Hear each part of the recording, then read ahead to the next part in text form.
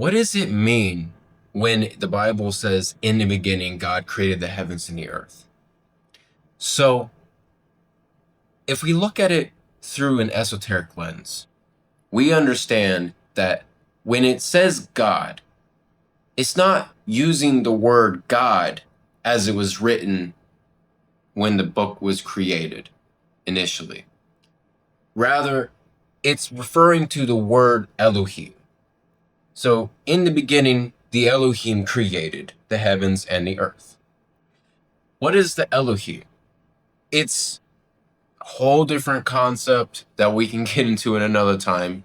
But to break it down very simply, you have Elo and He. You have the feminine and the masculine. And so you have in this word the unification of the two energies of the universe.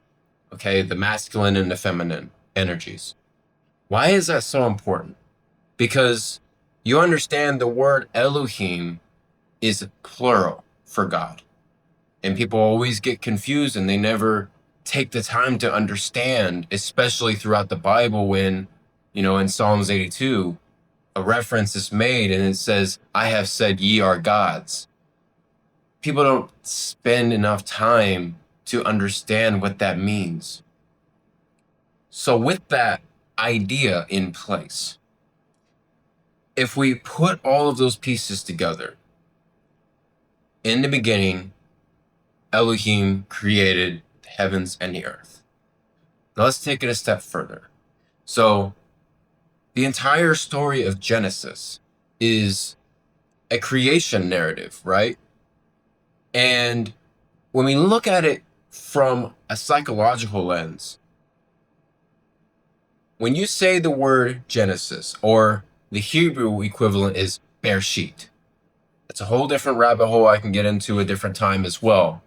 But to put it simply, Bereshit is a word of power, right?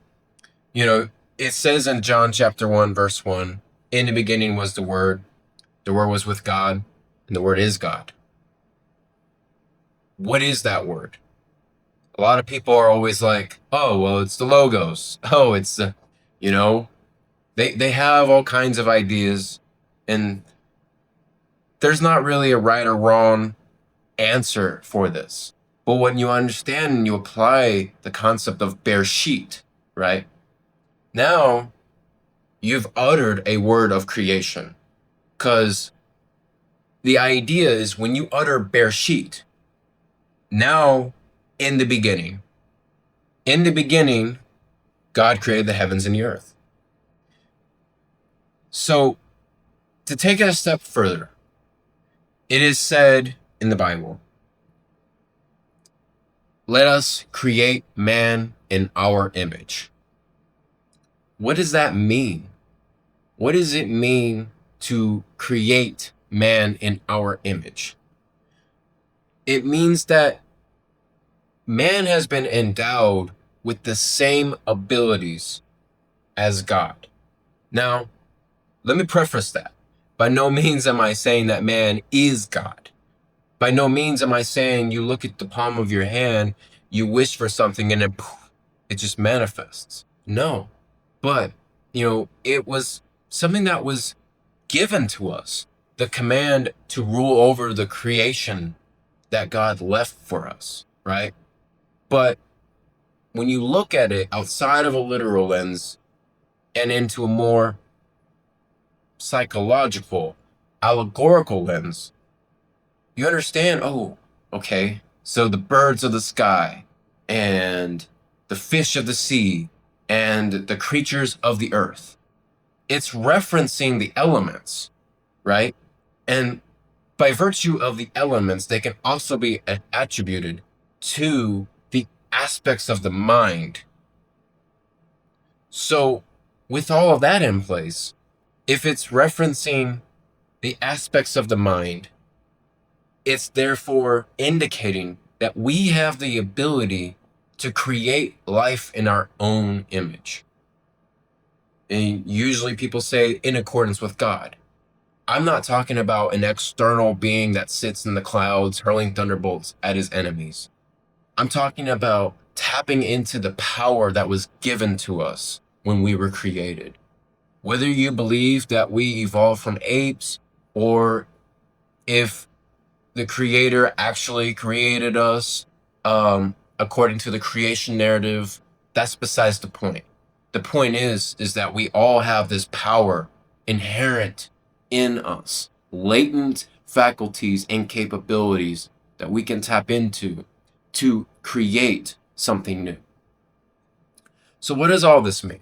To put it all together, Bereshit. In the beginning, Elohim created the heavens and the earth. How do you apply that in your life?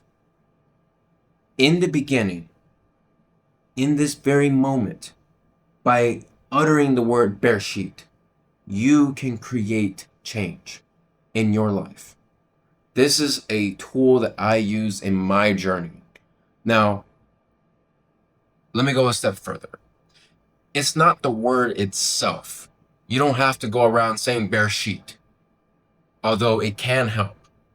It's the idea of a word of power that resonates with you, that can inspire you. From this moment forward, we're operating from a totally different, brand new creation system.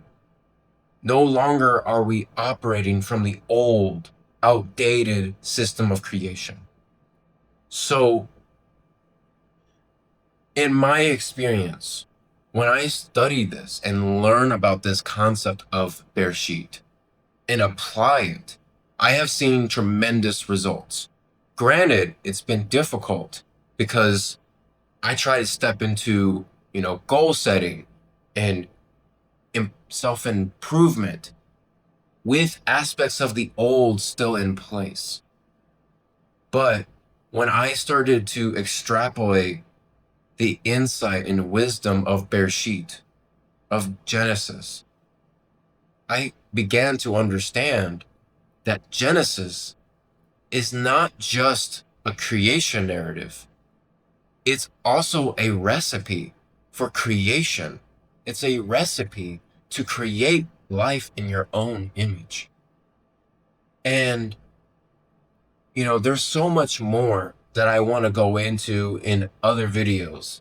This is just the surface, but it's like, just imagine, no matter what situation you're in life, all you have to do is replicate the same process of Bereshit, of Genesis. The process of creation is messy. It's difficult. It's not pleasant. I mean, it says the earth was without form and was void. That's not a pleasant sight to see. And so, like I said, I'll go into much greater detail in future videos. But I think that for this video, to lay the groundwork for other content that I'll be covering in this series, the idea to take away is, in this moment, how can you replicate the process of Genesis to begin and initiate the process of creation in your life to achieve everlasting change that resonates with you? I hope this video was helpful. I hope that you found it insightful. If you did, feel free to leave a like, comment, and subscribe. And I look forward to seeing what you all have to say in the comments.